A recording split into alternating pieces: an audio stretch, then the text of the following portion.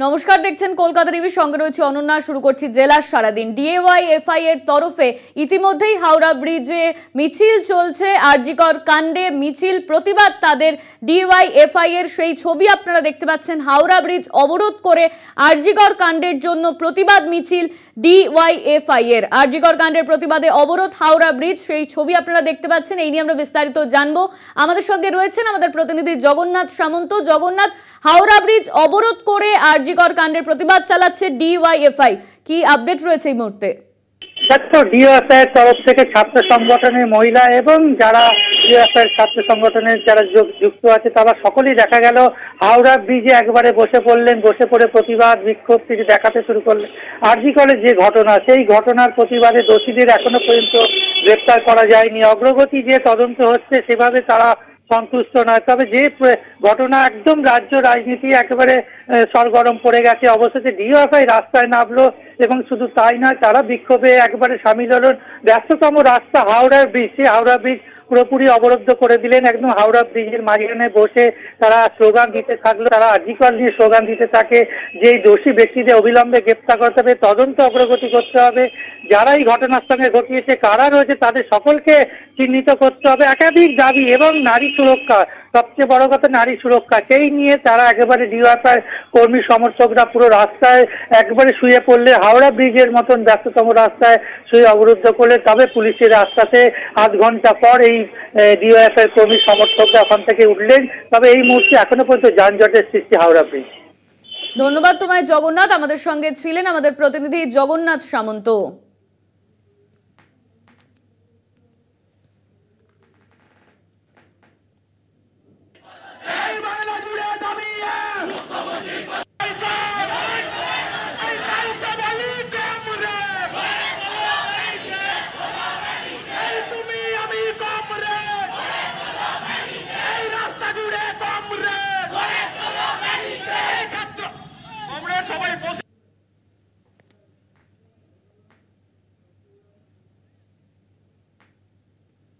আরজিকর কাণ্ডের প্রতিবাদে কলেজ স্কয়ারে নাগরিক সমাজের প্রতিবাদ মিছিল চলছে এই মুহূর্তে, সেদিকে আমরা নজর রাখবো।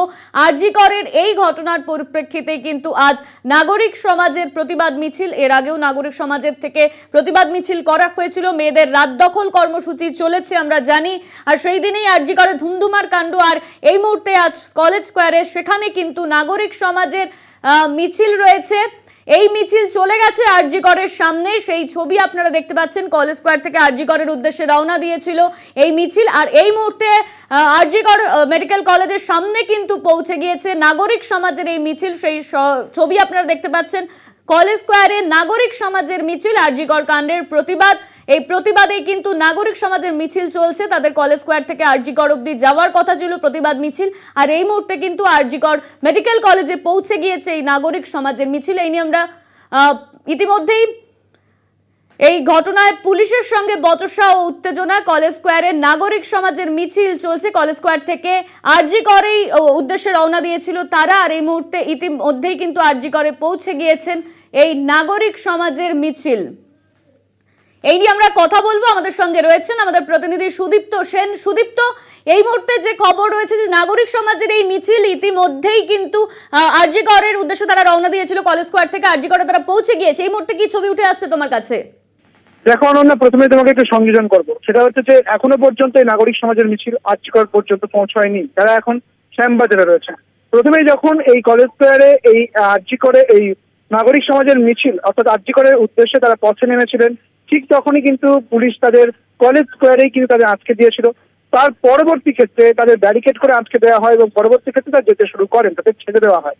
এবং পাশাপাশি এই মিছিল কিন্তু শ্যামবাজারের উদ্দেশ্যে রওনা দেয়। তাদের দাবি ছিল যে আমরা আরজিকর অবধি পৌঁছতে না পারলেও, তারা চেষ্টা করবেন অবশ্যই, কিন্তু পৌঁছতে না পারলেও তারা শ্যামবাজার পর্যন্ত যাবেন, এবং সেই মতোই তারা কিন্তু পথে নেমেছেন। দেখো, কিছুক্ষণ আগে বৃষ্টি পড়ছিল, কিন্তু বৃষ্টিকে উপেক্ষা করেই একেবারে এই মিছিল কিন্তু যে একটা ব্যাপক মিছিল আজ দেখা গেল।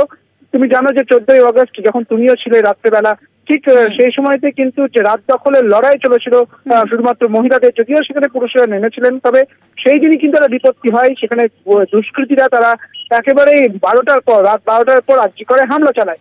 পরবর্তী ক্ষেত্রে আজকে 17ই আগস্ট বিকেল বেলা নাগরিক সমাজ তারা কিন্তু পথে নেমেছেন এবং সেই মিছিলে যেমন বৃদ্ধারা রয়েছেন, ছাত্রছাত্রীরা রয়েছেন, অর্থাৎ তরুণ প্রজন্ম রয়েছেন, পাশাপাশি অভিনেত্রীরাও রয়েছেন এবং অভিনেতারাও রয়েছেন, কেউ গায়কও দেখা গিয়েছে। তবে তারা এই মুহূর্তে কোনো বক্তব্য রাখেননি সংবাদ মাধ্যমের সামনে। যদিও এই নাগরিক সমাজের পক্ষ থেকে, অর্থাৎ সাধারণ মানুষের পক্ষ থেকে তাদের যে বক্তব্য, যেটা চাইছেন, যে শাস্তি চাইছেন, এই সঠিক দোষীদের ন্যায্য শাস্তি চাইছেন, তারা ফাঁসি চাইছেন এবং তারা বলছেন যে এই ঘটনার সঙ্গে শুধুমাত্র সঞ্জয় রায় জড়িত থাকতে পারেন না, তাদের সঙ্গে আরো যারা রয়েছে যদি থেকে থাকে তাহলে অনুমান করছেন যে আরো অনেকে জড়িত রয়েছে, তাদের প্রত্যেকের ফাঁসির দাবি করছেন তারা। এবং দ্রুত সিবিআই এর দ্রুত এই তদন্ত করতে হবে এবং দোষীদের শাস্তি দিতে হবে, এই দাবিতে সরব হয়ে এখনো ঝিরি ঝিরি বৃষ্টি পড়ছে এবং বৃষ্টি মাথায় নিয়ে তাদের স্লোগান জাস্টিস ফর আরজি কর।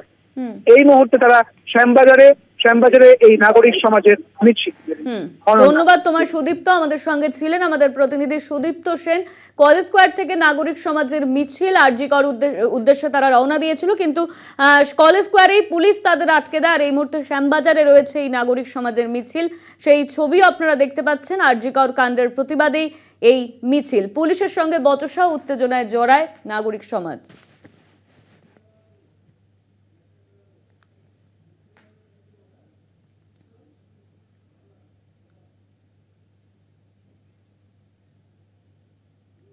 সারা ভারত জুড়ে 24 ঘন্টার কর্মবিরতির ডাক দিয়েছে চিকিৎসক সংগঠন আইএমএ। আরজি করের ঘটনার জেরে প্রতিবাদে নেমেছেন চিকিৎসকেরা। জেলায় জেলায় ব্যাহত চিকিৎসা পরিষেবা, ওপিডি বন্ধ থাকলেও এমার্জেন্সি বিভাগে পরিষেবা চালু রেখেছেন চিকিৎসকরা।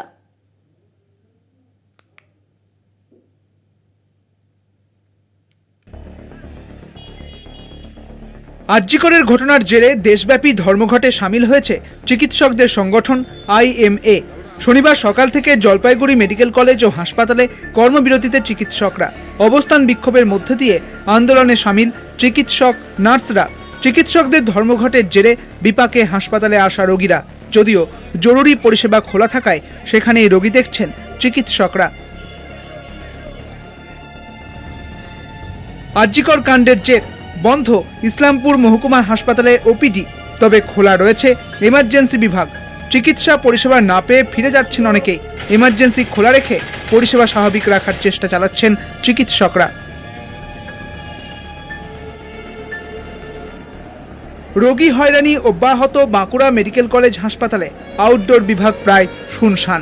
চিকিৎসা করাতে এসে হয়রানির শিকার রোগী ও রোগীর আত্মীয়দের। বন্ধ ন্যায্য মূল্যের ওষুধের দোকান। চরম ভোগান্তি রোগীদের।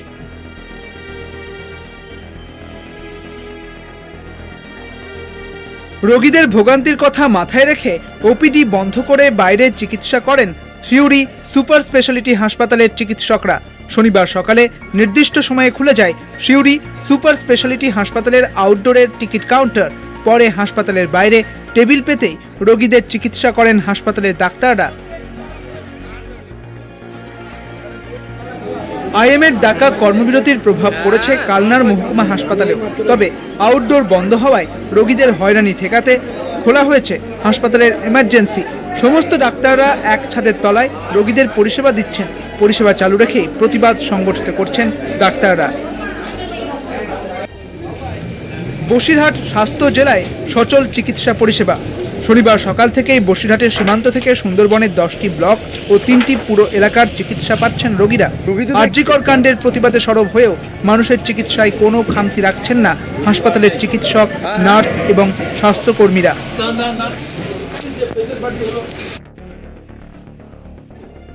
অন্যরকম ছবি ধরা পড়ল বারুইপুর সুপার স্পেশালিটি হাসপাতালে। আউটডোর পরিষেবা বন্ধ থাকলেও সাধারণ রোগীদের কথা মাথায় রেখে দেওয়া হয়েছে চিকিৎসা। শিশু থেকে বয়স্ক, গর্ভবতী মহিলা থেকে সাধারণ রোগী প্রত্যেকেই জরুরি পরিষেবা পেয়ে খুশি। হাসপাতালের ইনডোর পরিষেবা অব্যাহত থাকায় ডাক্তারদের ধন্যবাদ জানাচ্ছেন রোগীরা। কলকাতা টিভি।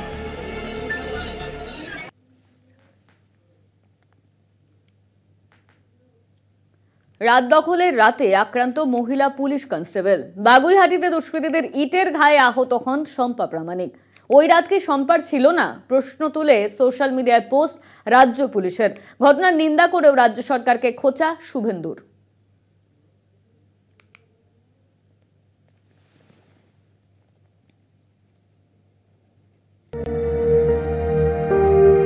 রাতটা ছিল মেয়েদের।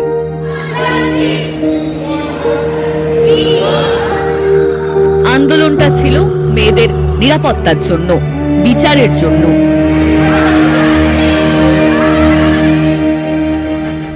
শহরের রাজপথে তখন জনস্রোত।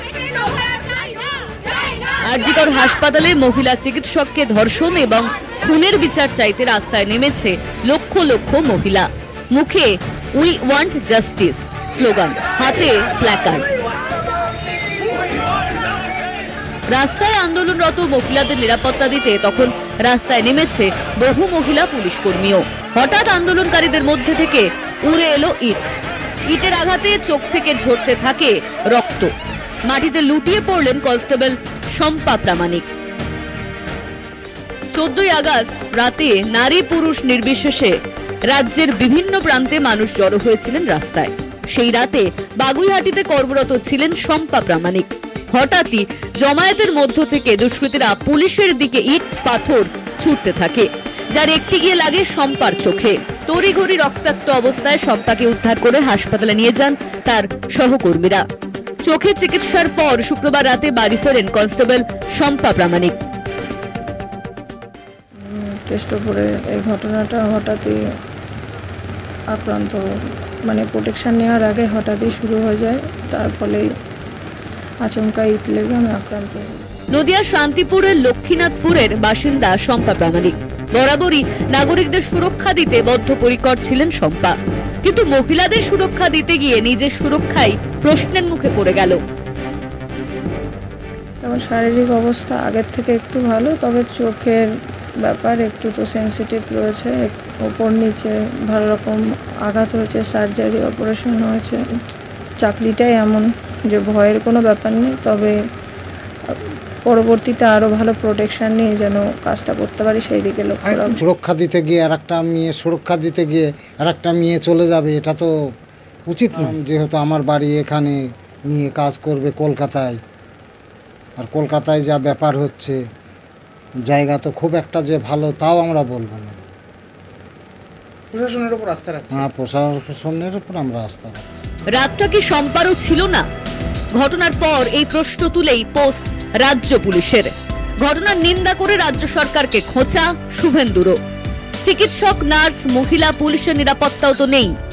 একজন ট্রেনিকে কিভাবে আইন শৃঙ্খলা রক্ষার কাজে মোতায়েন? সোশ্যাল মিডিয়ায় রাজ্যের স্বরাষ্ট্রমন্ত্রী মমতা ব্যানার্জিকে প্রশ্ন বিরোধী দলনেতার। মানুষের কাছে তারা পরাজিত, তাই জন্য ব্যাকডোর দিয়ে ক্ষমতা দখল করতে হবে। এই আন্দোলনের প্রতি পূর্ণ সমর্থন রয়েছে বাংলার মানুষের। এই আন্দোলন নাগরিক সমাজের আন্দোলন। এই আন্দোলনকে হাইজ্যাক করার চেষ্টা করছে এই রাম বামের যৌথ অশুভ শক্তি। যখন সুরক্ষা চাই দোষীদের শাস্তি, এমনটাই দাবি আক্রান্ত শম্পার। তবে দায়িত্ব থেকে সরবেন না। নাগরিকদের নিরাপত্তা দিতে আবারও লড়তে রাজি নদিয়ার শম্পা প্রামাণিক। নদিয়া থেকে রূপম রায়ের রিপোর্ট, কলকাতা টিভি।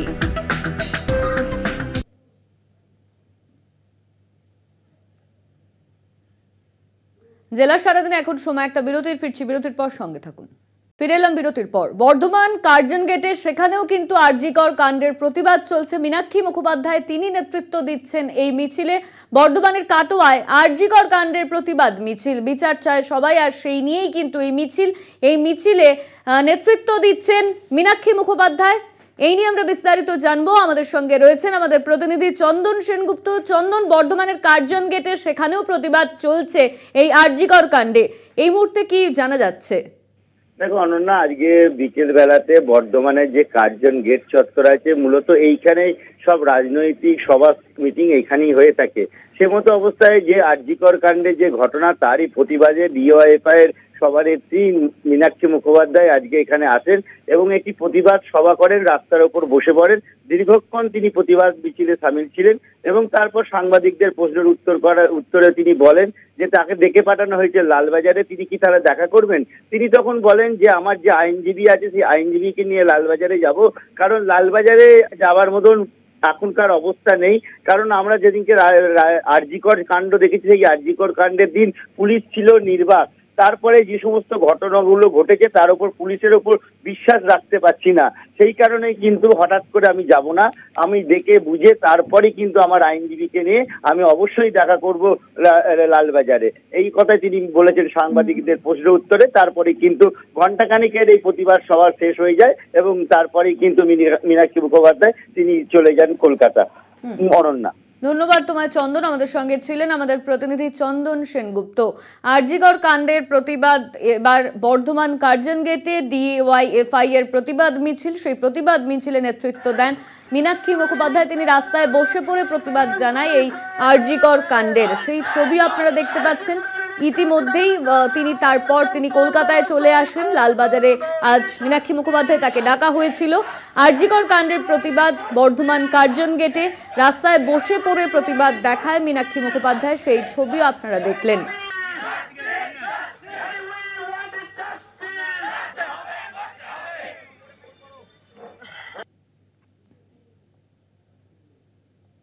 আন্দোলনরত চিকিৎসকদের পাশে নাট্য সমাজ। আজ রাত 10:30 থেকে গিরিশ মঞ্চ থেকে হাঁটবেন নাট্যকর্মীরা। গিরিশ মঞ্চ থেকে আরজিকর কর্মসূচি, কথা বলবেন জুনিয়র চিকিৎসকদের সঙ্গে। রবিবার পথে নামবে টলিউড।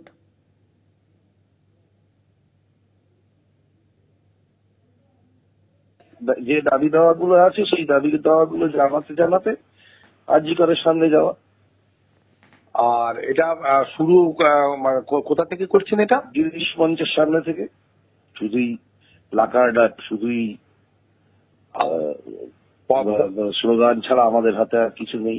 আর পরবর্তী কোনো কর্মসূচি নিলে সেটা পরবর্তীকালে জানাবে। হ্যাঁ, একটা করে তো বেরোতে হচ্ছে। আমরা জাস্ট কয়েকটা জিনিস নোট ডাউন করেছি যেগুলো আমাদের দাবি হিসাবে রাখবো। এক হলো যে এই আরজিকর কাণ্ডের সঠিক তদন্ত চাই, অবশ্যই চাই। আরো হাজার হাজার লক্ষ লক্ষ মানুষের মতো আমরাও চাই। অভয়ার ধর্ষণ এবং খুনের জন্য দৃষ্টান্তমূলক শাস্তি দিয়ে আমাদের বাংলা যেন নতুন এক দৃষ্টান্ত স্থাপন করতে পারে। কারণ এটা তো শুধু বাংলার ঘটনা নয়, সত্যি কথা, এটা তো সারা দেশ সারা পৃথিবীতে ঘটছে। এবং কেমন করে যেন দোষীরা পার পেয়ে যায়। তো আমরা যেন দৃষ্টান্তমূলক শাস্তি চোখে দেখতে পাই এবং বাংলা যেন একটা এক্সাম্পল হয়ে, একটা দৃষ্টান্ত হয়ে থেকে যায় যে এই ঘটনার এইরকম শাস্তি হয়েছিল। সব স্তর থেকেই তো এই আন্দোলন হচ্ছে এবং সেটা থিয়েটার থেকেও আজকে একটা কল দেওয়া হয়েছে, গিরিশ মঞ্চ থেকে আরজিকর মিছিল হবে।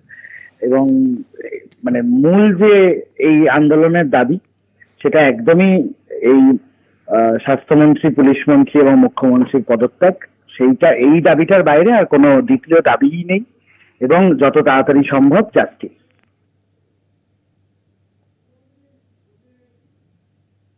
জেলার সারাদিন আজ এই পর্যন্তই। দেখতে থাকুন কলকাতা টিভি, রাত দিন 7 দিন।